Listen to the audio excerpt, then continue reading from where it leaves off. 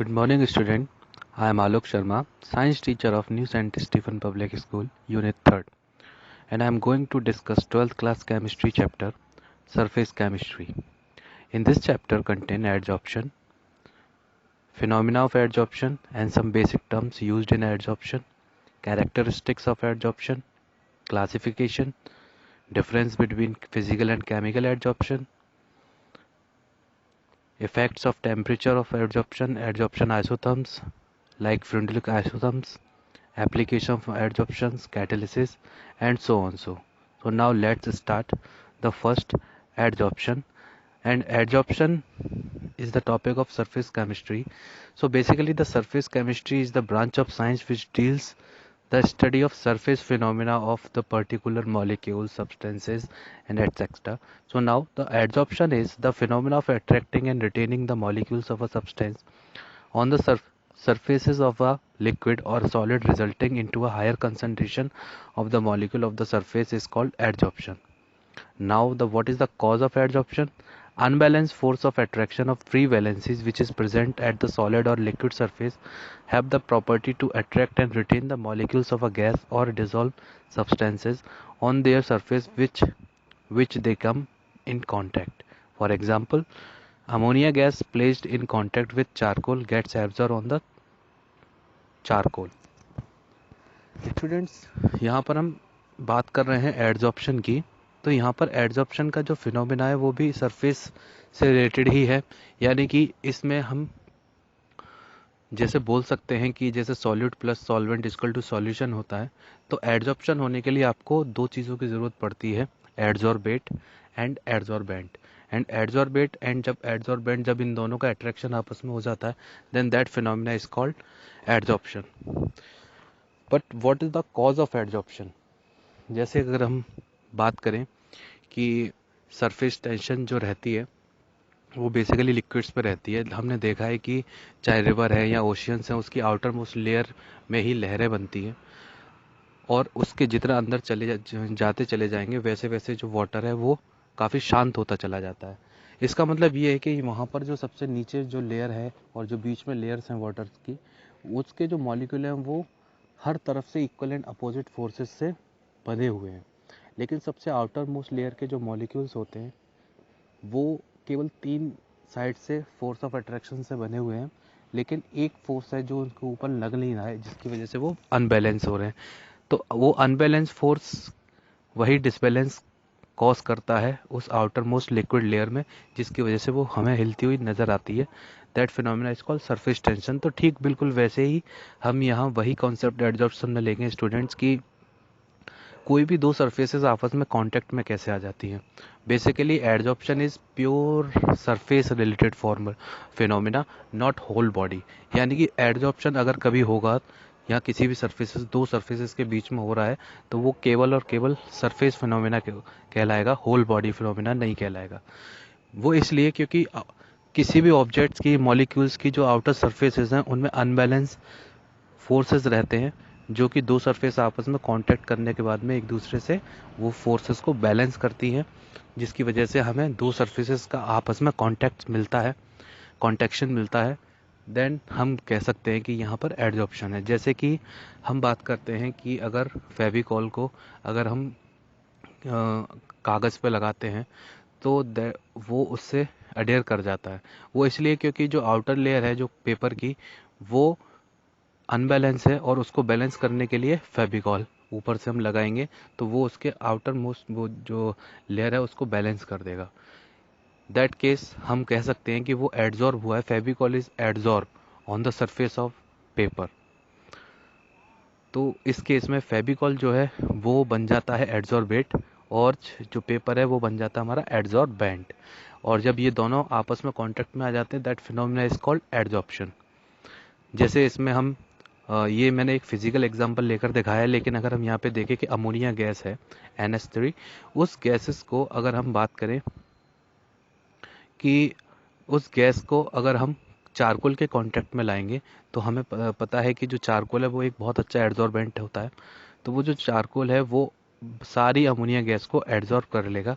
यानी कि कह सकते हैं कि चारकोल जो है एडजॉर्बेंट है और अमोनिया गैस उस केस में एडजॉर्बेट का काम कर रही है। दैट जैसे ही वो उसको एब्जॉर्ब करेगा then phenomena is called adsorption. तो मैंने इसमें बताया कि एडजॉर्बेट और एडजॉर्बेंट का होना बहुत ज़रूरी है। तो ये टर्म काफ़ी बेसिक टर्म्स है, इनको यूज़ करते हैं हम एडजॉर्प्शन फिनोमेना में। तो adsorbate, the substance which get adsorbed on any surface is called adsorbate. For example, if a gas get adsorbed on the surface of a liquid then the gas term as adsorbate। यानी कि अगर gas किसी surface पर adsorb हो रही है तो उसको हम एडजॉर्बेट बोलते हैं। और ये बेसिकली हम देखा जाए तो एडजॉर्बेट एडजॉर्बेंट की मात्रा में कम ही होगा। The substance on the surface of which adsorption take place is called adsorbent. यानी कि जिसकी सरफेस पर एडजॉर्प्शन हो रहा है वो हम कहलाएंगे एडजॉर्बेंट। एडजॉर्प्शन और ये पूरा फिनोमेना जब when the molecules of a substance are uniformly distributed throughout the body of a solid or liquid, this phenomena is called absorption. यहाँ पर एडजॉर्प्शन और एब्जॉर्प्शन इन दोनों में डिफरेंस है। एडजॉर्प्शन सरफेस फिनोमेना होता है और absorption on whole body phenomena होगा। यानी कि अगर हम बात करें कि अगर कॉटन को अगर वाटर के कंटेंट में रख दिया जाए तो थोड़ी देर बाद हम देखेंगे कि the whole cotton absorb the water in its body. यानी कि जितनी भी कॉटन है वो सारे वाटर को अपनी पूरे बॉडी के अंदर एब्जॉर्ब कर लेगी, तो वो सारा कॉटन वेट हो जाएगा। इसका मतलब ये हुआ कि कॉटन की सरफेस पर वाटर नहीं आया, उसकी सरफेस पर तो आया ही लेकिन उसकी पूरी बॉडी के अंदर भी एब्जॉर्ब हुआ। यानी कि ये फिनोमेना हो गया whole body, that called absorption. और एडजॉर्प्शन सिर्फ और सिर्फ जो सरफेस पर होता है, जब भी कोई दो सरफेसेस आपस में कांटेक्ट में आती हैं। जैसे कोई भी दो एटम आपस में मिल रहे हैं तो मॉलिक्यूल बनाएंगे तो दोनों एटम्स की सबसे पहले सरफेस कांटेक्ट में आएंगी। अब बात करते हैं डिसॉर्प्शन की। अगर removal of adsorb substances from the surface is called desorption. अगर यहाँ पर मैंने एग्जांपल दिया था कि अमोनिया को अगर हम चारकोल के साथ में मिक्स करेंगे तो चारकोल जो है अमोनिया को एब्जॉर्ब कर लेगा। लेकिन अगर उसी गैस को द्वारा से अगर हम अमोनिया और चारकोल को द्वारा सेपरेट कर सकते हैं, that phenomena is called desorption. And sorption एक अनदर वर्ड टर्म है, the phenomena in which adsorption and absorption occur simultaneously is called sorption. जहाँ पर एडजॉर्प्शन भी हो रहा है और एब्जॉर्प्शन भी हो रहा है, दोनों फिनोमेना जब एक साथ हो रहे होते हैं तो हम उसको बोलते हैं सॉर्प्शन। यानी कि जिसमें सरफेस भी कांटेक्ट में आ रही है और होल बॉडी भी कांटेक्ट में आ रही है। Now the characteristics of adsorption. Adsorption refers to the existence of a higher concentration of any particular component at the surface of a liquid or a solid phase। यानी कि इसमें ये है कि एडजॉर्ब कैरेक्टरिस्टिक्स है कि हायर कंसंट्रेशन, अगर adsorb concentration any particular component at the surface of a liquid or solid phase, concentration high होनी चाहिए। Then adsorption is accompanied by the decrease in the del G, यानी free energy जो होती है del G of a system वो zero. Adsorption equilibrium is said to be establish, जिससे कि वो एडजॉर्प्शन इक्विलिब्रियम एडजस्ट हो सके हमारा। तो डेल जीरो कितना होना चाहिए इसमें, zero. Adsorption is invariably accompanied by evolution of heat. It is an exothermic process. In other words, del H of absorption is always negative. जब भी एडजॉर्प्शन होता है स्टूडेंट्स तो ये एक एक्सोथर्मिक प्रोसेस कहलाती है जिसमें कि हीट का एवोल्यूशन होता है। तो इसका मतलब जो डेल एच है इसकी इंथैल्पी ऑफ हीट है इसमें नेगेटिव रहेगी। और इसका मतलब जब ये डेल एच नेगेटिव है तो ये शो कर रहा है कि ये प्रोसेस जो है एक्सोथर्मिक है। When a gas is adsorbed, the freedom of a movement of its molecule become restricted। यानी कि जब भी कोई गैस एडजॉर्ब हो रही है किसी सरफेस पे तो इसका मतलब ये है कि उसके जो रेस्ट्रिक्शन है, जो फ्रीडम है वो कम होती चली जा रही है। यानी कि इसका मतलब क्या होगा, उसकी एंट्रोपी घटती चली जाएगी। On the account in decrease in the entropy of the gas after adsorption, तो इसकी डेल एच भी नेगेटिव रहेगी। अगर डेल एस नेगेटिव है दैट कॉज इसका मतलब ये है कि जो फ्रीलीनेस है जो भी मॉलिक्यूल्स की वो कम होती चली जा रही है और वो एक सरफेस पर आकर इकट्ठा होते चले जा रहे हैं। तब हम कह सकते हैं कि ये एक कॉन्सेप्ट आ जाएगा यहाँ पर एडजॉर्प्शन का। Now the classification of adsorption. Depending upon the nature of force existing between the adsorbate molecule and adsorption, दोनों के बीच में एक फोर्स ऑफ अट्रैक्शन होगा जिसकी वजह से ये एडजॉर्बेट एंड एडजॉर्बेंट जो सरफेस है आपस में कांटेक्ट में आती है। तो किस किस टाइप के फोर्स ऑफ अट्रैक्शन की वजह से हमने एडजॉर्प्शन को कितने पार्ट में डिवाइड किया है, तो ये है physical adsorption and chemical adsorption. In the physical adsorption, if the force of attracting exists between adsorbate and adsorbent are van der Waals force. यानी कि एडजॉर्बेंट और एडजॉर्बेट मॉलिक्यूल के बीच में एक van der Waals force of attraction होगा, जिसके हम कह सकते हैं कि ये एक फिजिकल एडजॉर्प्शन होगा. और van der Waals force of attraction है, इसका मतलब ये वीक फोर्सेस के साथ होगा फिजिकल एडजॉर्प्शन, यानी कि ये एक रिवर्सिबल नेचर का भी हो सकता है और रिवर्सिबल हो ही जाते हैं.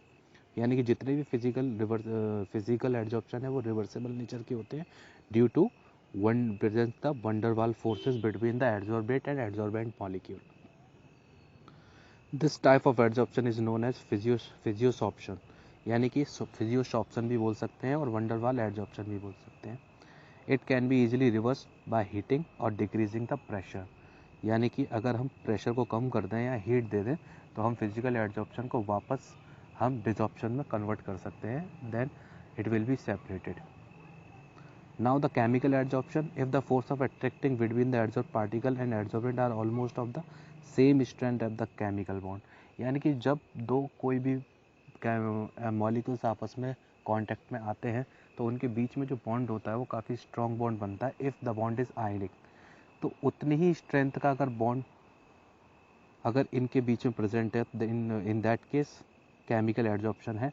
और केमिकल एडजॉर्प्शन से होने वाले जो प्रोसेस है उसको हम इजीली रिवर्स नहीं कर सकते, ना प्रेशर कम करके ना हीट देके. तो ये बेसिकली बहुत कम रिवर्स होने वाले एडजॉर्प्शन है. तो केमिकल और फिजिकल एडजॉर्प्शन में यही सबसे बड़ा डिफरेंस है कि ये फिजिकल एडजॉर्प्शन जो है वो रिवर्सिबल है, then the chemical adsorption is not reversible. तो इसके अंदर केमिक्स ऑप्शन के अंदर लैंग्यूमर एडजॉर्प्शन आता है, यानी कि इस टाइप का जो एडजॉर्प्शन है उसको हम इजीली रिवर्स नहीं कर सकते. तो इसमें थोड़े से डिफरेंस दिए हुए हैं कि फिजियोसॉर्प्शन में लो हीट ऑफ एडजॉर्प्शन होगा usually 20 to 40 kilo joule per mole, और केमिकल्स ऑप्शन में होगा 50 to 400 kilo joule per mole. van der Waals force of attraction physical adsorption में है, केमिकल बॉन्ड्स का जो फोर्स है वो केमिकल एडजॉर्प्शन में होगा. रिवर्सिबल नेचर का फिजियोसॉर्प्शन होगा, केमिसॉर्प्शन इरिवर्सिबल नेचर का होगा. It is usually take place at a low temperature and decrease with increase the temperature, यानी कि लो टेम्परेचर यानी कि नॉर्मली हम बोल सकते हैं रूम टेम्परेचर पर भी हो सकता है. मल्टी मॉलिक्यूलर लेयर फॉर्म कर सकता है, ये मोनोमॉलिक्यूलर लेयर फॉर्म करेगा. It does not require any activation of energy, यानी कि इसके मॉलिक्यूल्स को कोई भी एनर्जी नहीं चाहिए एक्टिवेट करने के लिए. High pressure is favourable, decrease of pressure causes desorption. High pressure पे हम प्रेशराइज कर देंगे तो ये जैसे कि अगर हम किसी दो पेजेस को आपस में अगर स्टिक करना है तो हम उसके ऊपर थोड़ा प्रेशर डाल दें तो वो और जल्दी स्टिक कर जाएंगे. लेकिन अगर हमें इसको प्रेशर अगर कम कर दिया जाए तो हम क्या करें, उनको थोड़ा सा प्रेशर लगा के निकालें तो वो दोनों ईजिली निकल जाएंगे. तो इसका मतलब ये डिसॉर्प्शन की कैटेगरी में आ रहा है. नॉन स्पेसिफिक नेचर रहता है, ये हाईली स्पेसिफिक नेचर रहता है. So these are some difference between physiosorption and chemisorption. Now the surface area of the solid adsorbent, इस पर भी डिपेंड करता है. जैसे the extent of adsorption depends on directly upon the surface area of the adsorption. मतलब ये तो simple सी बात है कि जितना ज़्यादा सरफेस होगा एडजॉर्प्शन उतना ही ज़्यादा होगा. तो larger the surface of the area of the adsorbent, greater the extent of adsorption. Surface area of a powdered solid adsorbent depend upon its particle size. Smaller the particle size, greater is the surface area. यानी कि अगर हम surface area particle size पर भी depend करता है कि अगर हम मिट्टी है और मिट्टी में अगर कंकड़ है वो कंकड़ पे अगर वाटर डालेंगे तो बहुत कम एब्जॉर्ब करेगा वाटर को. लेकिन उसी कंकड़ को अगर हम पीस दें और उसको पाउडर फॉर्म में कर दें फिर मिट्टी डालें तो वो और ज़्यादा वाटर को एब्जॉर्ब करेगा. इट मीन्स आपने उसका पार्टिकल साइज रिड्यूस कर दिया. तो जितना ज़्यादा पार्टिकल साइज रिड्यूस करते चले जाओगे, smaller the particle size, larger will be the adsorption. Now the effect of temperature, इसको आप एडजॉर्प्शन आइसोबार्स भी बोल सकते हो कि आपने यहाँ पर आप एक्सटेंट ऑफ एडजॉर्प्शन देख रहे हैं टेम्परेचर को बढ़ाकर पर प्रेशर को कांस्टेंट रख के. तो अगर इसमें देखें हम कि जो फिजिकल एडजॉर्प्शन है उसमें सीधा अगर हम बात करेंगे x अपॉन एम, तो x अपॉन एम जो है वो आपका एक्सटेंट ऑफ गैस है, यानी x जो है इसमें x mass of the adsorbate है, देन T जो टेम्परेचर है हमारा यहाँ पे, तो इसमें mass of the adsorbent and the x is the mass of the adsorbate. तो इन दोनों के बीच में x अपॉन m और टेम्परेचर के बीच में अगर आप ग्राफ देखेंगे तो फिजिकल एडजॉर्प्शन का ग्राफ आपको मिलेगा कि टॉप से बॉटम की तरफ एक C यानी कर्व शो कर रहा है, यानी कि डिक्रीज, यानी टेम्परेचर बढ़ने के साथ साथ एक्सटेंट ऑफ एडजॉर्प्शन कम हो जाता है फिजिकल एडजॉर्प्शन का। नाउ द केमिकल एडजॉर्प्शन का ग्राफ देखें तो x अपॉन m का यानी कि एक्सटेंट ऑफ एडजॉर्प्शन बढ़ रहा है पहले और एक पॉइंट तक पीक लेवल तक पहुंचेगा, देन फाइनली ये भी डिक्रीज कर जाएगा। यानी कि इन दोनों ग्राफ में अगर अंतर देखा जाए, टेम्परेचर फैक्टर देखा जाए, तो ये टेम्परेचर फैक्टर शो कर रहा है कि फिजिकल एडजॉर्प्शन में x अपॉन m यानी कि एक्सटेंट ऑफ एडजॉर्प्शन टेम्परेचर बढ़ने के साथ साथ बिल्कुल डिक्रीज कर जाता है। लेकिन केमिकल एडजॉर्प्शन में पहले x अपॉन m बढ़ेगा और अपने पीक लेवल तक पहुंचने का देन डिक्रीज कर जाएगा। So this is the now adsorption isotherms. Students, हमने देखा कि एडजॉर्प्शन आइसोबार्स में हमने प्रेशर को कांस्टेंट रखा था और टेम्परेचर और x अपॉन m के वर्सेस हमने ग्राफ देखा फिजिकल एडजॉर्प्शन का और केमिकल एडजॉर्प्शन का। Now in the adsorption isotherms यहाँ पर हम प्रेशर को कांस्टेंट नहीं रखेंगे, यहाँ टेम्परेचर कांस्टेंट रखेंगे और टेम्परेचर कांस्टेंट रख के फिर हम देखेंगे कि एक्सटेंट ऑफ एडजॉर्प्शन पर क्या असर पड़ रहा है प्रेशर घटाने या बढ़ाने से। तो एक मैथमेटिकल रिलेशनशिप इसमें से निकल कर आती है, वो आगे आएगी। A mathematical equation which describes the relationship between pressure of the gases gaseous adsorbate and the extent of adsorption at any fixed temperature is called adsorption isotherm. The extent of adsorption is expressed a mass of adsorbate adsorbed on 1 unit mass of the adsorbent. Extent of adsorption का मतलब यानी कि per unit area में जितना भी मास adsorbate का adsorbent के ऊपर एडजॉर्ब हो रहा है, देन उसको हम बोलते हैं x upon m। Thus, if x gram of a adsorbate is absorbed on the m gram of the adsorbed surface, then ये हमारा इक्वेशन बनेगी extent of adsorption is equal to x upon m। इसमें फ्रिंडलिक adsorption isotherm होता है और एक लैंग्यूमर होता है, तो हम उसमें फ्रिंडलिक पढ़ेंगे। In Freundlich adsorption isotherms is obeyed by the adsorption whereas the adsorbate forms a monomolecular layer on the surface of the adsorbent, यानी कि एक मॉलिक्यूल की एक ही जैसे मॉलिक्यूल्स की जो लेयर सरफेस पर एडजॉर्ब करेगी। तो इसमें फ्रिंडलिक एडजॉर्प्शन आइसोथर्म की जो इक्वेशन इसमें है कि x upon m equal to K P 1 upon m। इसमें हम मास ऑफ एडजॉर्बेट ले सकते हैं, m मास ऑफ एडजॉर्बेंट है, k हमारा कांस्टेंट है, p प्रेशर है, n आपका इसमें भी कांस्टेंट है। तो इसको हम इन टर्म्स ऑफ लॉग में लिख सकते हैं कि log x upon m equal to log k plus 1 upon n log p। तो स्टूडेंट्स, ये जो इक्वेशन है, ये इक्वेशन बदलती रहती है अलग अलग प्रेशर्स पे। जैसे कि अगर लो प्रेशर है तो एन पर क्या असर पड़ेगा, हाई प्रेशर है तो एन पे क्या असर पड़ेगा, और अगर ना प्रेशर ज़्यादा है ना कम है यानी कि इंटरमीडिएट प्रेशर है तब क्या प्रेशर, यानी कि in all three cases the equation of Freundlich adsorption isotherms is different, such as low pressure. अगर लो प्रेशर है तो इसका मतलब ये है कि एट लो प्रेशर जो आपका n इक्वल टू 1 होगा, तो n इक्वल टू 1 है तो इसका मतलब ये हो गया कि जो 1 अपन n इक्वल टू 1, तो इसका मतलब ये हो जाएगा at low pressure x directly proportional है p के, और जो p 1 upon n equal to 1 यानी कि जो n 1 है हमारा, तो इसका मतलब 1 अपॉन n ये पूरा टर्म 1 है, तो x upon m directly proportional to p1, यानी कि और इसको अगर मॉडिफाइड टर्म्स में लिखें तो x upon m equal to K P 1। High pressure पे अगर हम बात करेंगे तो हाई प्रेशर पे n इक्वल टू 0, तो इसका मतलब 1 अपॉन n इक्वल टू 0। तो अगर हम इसमें इसको इस इक्वेशन को लिखेंगे तो x upon m directly proportional to p0। इसका मतलब डायरेक्टली प्रोपोर्शनल का साइन हटाएंगे तो कांस्टेंट आ जाएगा k, तो x upon m equal to K p0, ये हाई प्रेशर पे। यानी कि अगर हम बात करें इसमें एट लो प्रेशर पर जो extent of adsorption of gases है वो प्रेशर बढ़ने के साथ साथ डायरेक्टली प्रोपोर्शनल होगा। अगर प्रेशर बढ़ेगा तो वो एक्सटेंट ऑफ एडजॉर्प्शन बढ़ जाएगा। लेकिन हाई प्रेशर पर जो है हाई प्रेशर अगर होगा तो हाई प्रेशर पर एक्सटेंट ऑफ एडजॉर्प्शन यहाँ पर डायरेक्टली प्रोपोर्शनल टू P0, यानी कि एक हद तक अगर हम बात कर सकते हैं कि एक हद तक प्रेशर एक सैचुरेशन फेज आएगी जिसमें हम इक्विलिब्रियम प्रेशर बोल सकते हैं उसको। उस प्रेशर के बाद में आप कितना भी उस पर प्रेशर डालते रहें, एक्सटेंट ऑफ एडजॉर्प्शन होगा नहीं। फॉर एग्जांपल कि अगर गैस मास्क है और गैस मास्क की सरफेस पर जितने भी पोर्स हैं उनको ऑक्यूपाई कर रखा है सॉल्यूट के पार्टिकल्स या पॉल्यूटेड पार्टिकल्स ने, तो वो सारे फुलफिल हो गए, उसका सरफेस एरिया बिल्कुल कवर्ड है। अब आप कितना भी प्रेशर उस पर डालते रहो वो और ज़्यादा एड्जॉर्ब करेगा ही नहीं। Now the moderate pressure is lies between between low pressure and high pressure। तो at low pressure x upon m directly proportional हो जाता है P1 upon n के, यानी कि ये आपकी नॉर्मल रूम टेम्परेचर पर, अगर हम बात करें रूम प्रेशर पर, आपका ये मॉडरेट प्रेशर है। At moderate pressure x upon m में directly proportional to P1 upon n। तो ये तीनों ही इक्वेशन फ्रिंडुलिक एडजॉर्प्शन आइसोथर्म्स की इक्वेशन कहलाती हैं, जो अलग अलग डिफरेंट रहती हैं अलग अलग प्रेशर्स पे।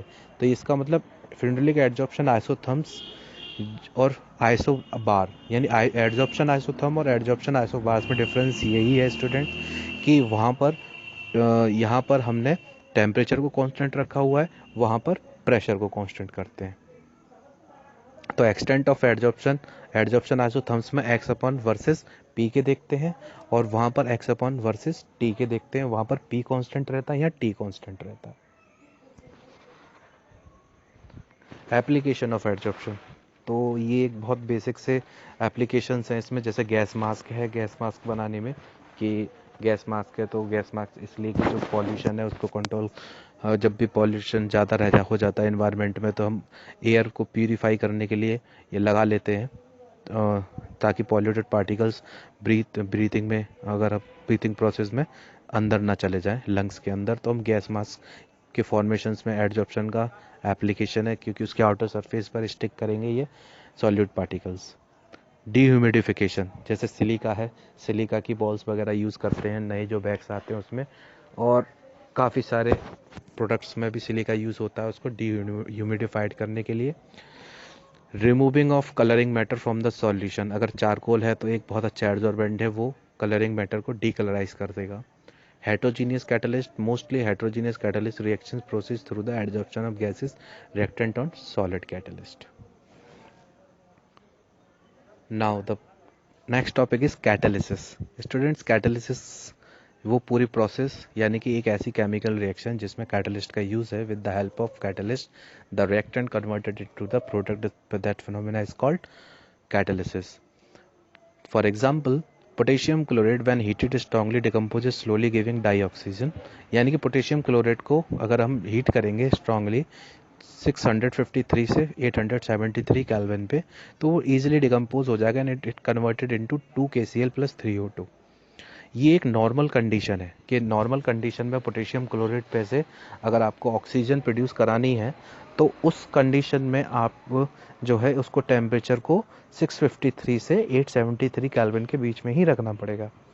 लेकिन अगर इसी में आप little amount of manganese is added, अगर आप थोड़े से अमाउंट में मैग्नीज डाइऑक्साइड अगर इसमें ऐड कर दीजिए, तो the decomposition takes place at the considerably lower temperature range which is 473 to 633 Kelvin, and also not a much accelerated rate. The added manganese dioxide remains unchanged with respect to its mass composition. In a similar manner, the rate of a number of a chemical reaction can be altered by mere the presence of foreign substances। यानी कि इसमें simple ये concept है कि अगर कोई reaction है जो विदाउट कैटलिस्ट हो रही है, तो सिंपल है कि वो रिएक्शन टाइम, प्रोडक्ट बनाने में टाइम भी लेगी, प्लस उसमें काफ़ी एनर्जी भी लगेगी जब टाइम टेकिंग कोई भी रिएक्शन होती है। तो इसमें ये कह रहा है कि अगर पोटेशियम क्लोराइड को डिकम्पोज करना है तो आपको इतना टेम्परेचर देना पड़ेगा 653 से 873 केल्विन। लेकिन अगर आप इसी रिएक्शन में अगर आप थोड़े से अमाउंट में मैंगनीज डाइऑक्साइड डाल देते हैं तो यही 653 टेम्परेचर घट के 473, तब उस रिएक्शन में आपको डिकम्पोज करने के लिए टेम्परेचर चाहिए होगा 473 से 633 केल्विन तक का। तो इसका मतलब फॉरेन सब्सटेंस यहाँ पर मैंगनीज डाइऑक्साइड है, और इसके ऐड करते ही यहाँ पर हमको एक लो टेम्परेचर रेंज मिल गई, जिस टेम्परेचर पे ये इजीली डिकम्पोज हो जाएगा। तो इसका मतलब क्या हो गया कि इस manganese in this reaction act as a catalyst, और ये कैटलिस्ट ना ही, और एक एडवांटेज तो क्रिएट कर ही रहा है कि कम टेम्परेचर पे डिकम्पोज हो जाएगा, फिर दूसरा एक्सेलरेट भी कर देगा। यानी कि कैटलिस्ट का वर्क यही है कि जो रिएक्शन को एक्सेलरेट करें और रेट ऑफ रिएक्शन को ऑल्टर कर दें। तो catalyst are the substances which use in the chemical reaction and which alters the rate of chemical reactions. वो इंक्रीज भी कर सकते हैं और डिक्रीज भी कर सकते हैं। इसमें बात आती है homogeneous and heterogeneous catalysis. Homogeneous मतलब सेम फेज, हेट्रोजीनियस मतलब different phase. In homogeneous catalyst when the reactant and the catalyst in the same phase and the process is said to be homogeneous catalyst. The following reactions are the example of homogeneous catalysis. इसमें अगर आपका reactant और catalyst दोनों ही same phase में है तो वो reaction homogeneous catalysis की कैटेगरी में आएगी। जैसे स्टूडेंट्स हम यह देख सकते हैं कि सल्फर डाइऑक्साइड प्लस ऑक्सीजन, ये दोनों ही गैसेज हैं रिएक्टेंट, और इसमें जो कैटलिस्ट लिया जा रहा है वो NO लिया जा रहा है। तो इसका मतलब ये भी गैसियस फॉर्म में है और रिएक्टेंट्स भी गैसियस फॉर्म में है। तो when the reactant and gaseous both in the same phase, that reaction is called homogeneous catalyst. यानी कि अगर रिएक्टेंट भी गैस है और कैटलिस्ट भी गैस है, नॉट ओनली द गैस, अगर आपके रिएक्टेंट लिक्विड है और कैटलिस्ट भी लिक्विड है तो वो भी होमोजीनियस कैटालिसिस कहलाएगी। अगर आपका रिएक्टेंट सॉलिड है और कैटलिस्ट भी सॉलिड है तो भी आपकी रिएक्शन होमोजीनियस कैटालिसिस कहलाएगी। इन हेट्रोजीनियस कैटालिसिस ये जस्ट इसका अपोजिट मान सकते हैं हम। हेट्रोजीनियस में जब रिएक्टेंट अगर सॉलिड है और आपने यहाँ पर ले लिया कैटलिस्ट गैसियस फॉर्म में, तो यहाँ पर कैटलिस्ट गैसियस फॉर्म का है, रिएक्टेंट आपका यहाँ पर सॉलिड फेज में है, तो दोनों ही सेम फेज में नहीं है, तो वो रिएक्शन हेट्रोजीनियस कैटालिसिस कहलाएगी। Then promoter and poison. Promoter and poisons ये these all are under the category of catalyst. Promoters भी कैटलिस्ट की तरह काम करते हैं, पॉइजन भी कैटलिस्ट की तरह काम करते हैं, लेकिन एक का काम होता है ऑल्टर कर देना रिएक्शंस को। अब ऑल्टर में मोस्टली पॉजिटिव इफेक्ट डालना, एक्सीलरेट करना, और पॉइजन बेसिकली उस रिएक्शन को, रेट ऑफ रिएक्शन को स्लो डाउन कर देते हैं। लेकिन प्रोमोटर एंड पॉइजन का थोड़ा सा डिफरेंस ये है इसमें कि जैसे यहाँ पर नाइट्रोजन N2 + 3H2 आयरन की और मोलिब्डेनम की प्रेजेंस में 2NH3 बना रहा है, अमोनिया गैस बना रहा है। यानी कि यहाँ पर हमें एक से ज़्यादा कैटलिस्ट लेने की ज़रूरत पड़ी। तो किसी भी रिएक्शन में एक से ज़्यादा कैटलिस्ट लेने का मतलब सिर्फ यही होता है कि एक जो है इनमें से मेन कैटलिस्ट होता है, बाकी दूसरा जो होता है वो उसका एक सपोर्टिव कैटलिस्ट होता है। यानी कि हम ये कह सकते हैं कि आयरन जो है वो वैसे भी वर्क एज अ कैटलिस्ट करेगा इस रिएक्शन में, लेकिन अगर मोलिब्डेनम की प्रेजेंस होगी तो और ज़्यादा अच्छे से रिएक्ट करेगा। तो इसका मतलब क्या हो गया कि जो आयरन है वो मोलिब्डेनम की प्रेजेंस में और अच्छे से इस रिएक्शन में वर्क करेगा।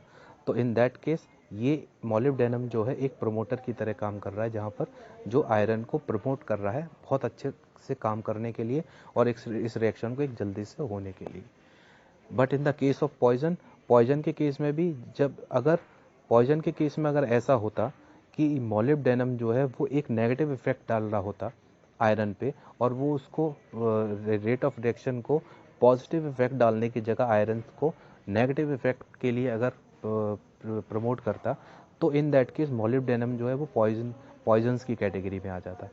यानी कि एक से ज़्यादा कैटलिस्ट में एक जो है मेन कैटलिस्ट है, बाकी के कैटलिस्ट अगर उस मेन कैटलिस्ट पे पॉजिटिव इफेक्ट डाल रहे हैं, एक्सीलरेट कर रहे हैं रिएक्शन को, रेट ऑफ रिएक्शन को तेज़ कर रहे हैं, देन दैट केस और वो जो रिएक्टेंट्स हैं वो कहलाए, वो जो रिएक्टेंट्स नहीं, वो जो कैटलिस्ट हैं वो प्रोमोटर्स की कैटेगरी में आएंगे। लेकिन those catalyst which slow down the rate of reaction, तो वो हम पॉइजन्स की कैटेगरी में रखते हैं उनको।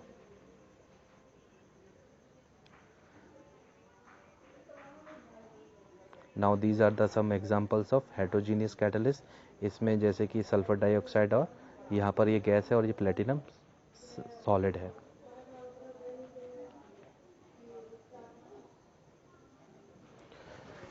नाउ एंजाइम कैटालिसिस, यहाँ पर स्टूडेंट्स एंजाइम कैटालिसिस का कॉन्सेप्ट है।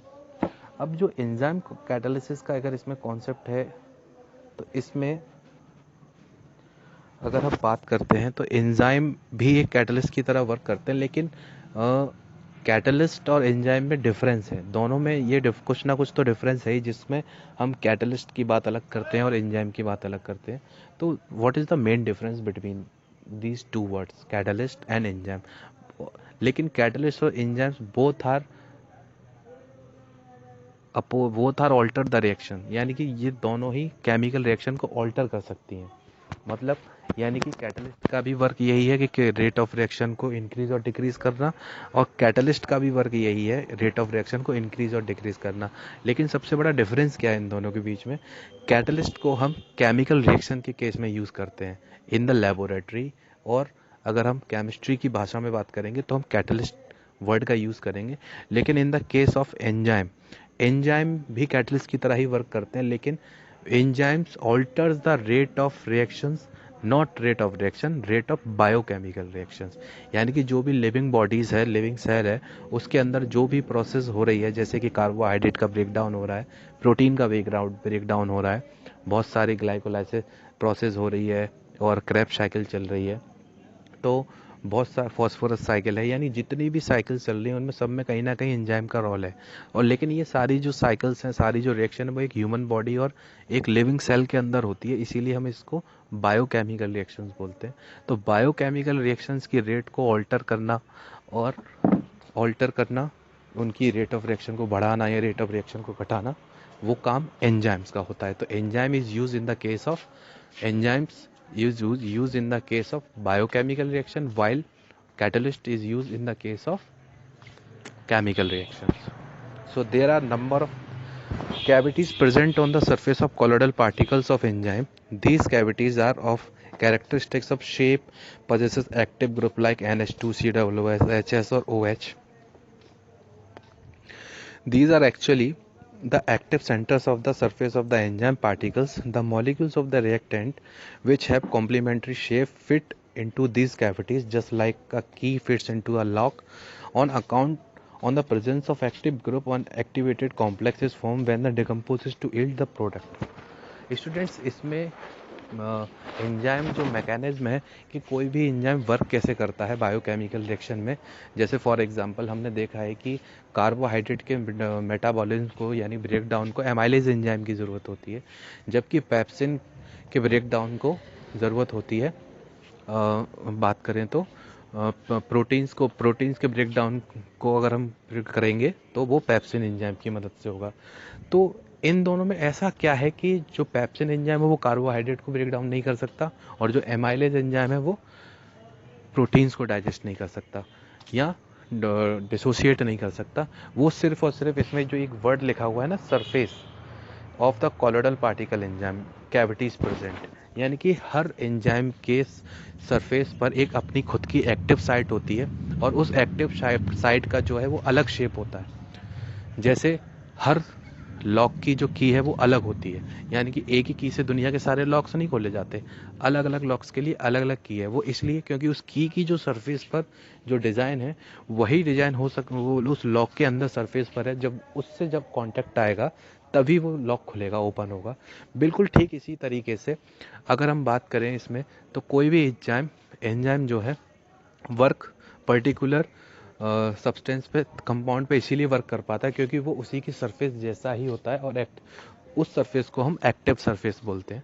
तो जैसे ही वो पर्टिकुलर कंपाउंड उस एंजाइम की एक्टिव साइट पे लगता है, देन उन दोनों का कॉम्प्लेक्स बन जाता है और प्रोडक्ट फॉर्म होता है। यानी अब वो प्रोडक्ट्स फॉर्म में चाहे वो डिसोशिएट हो रहे हो या सिंपल कंपाउंड बना रहे हो, वो एक अलग बात है, लेकिन जो एक्चुअल में जो इंटरेक्शन होगा कंपाउंड का और एंजाइम का, वो सिर्फ और सिर्फ उसकी सरफेस की वजह से होगा, एक्टिव सरफेस की वजह से, जो कि सबकी सरफेसेस जो है अलग अलग रहती है।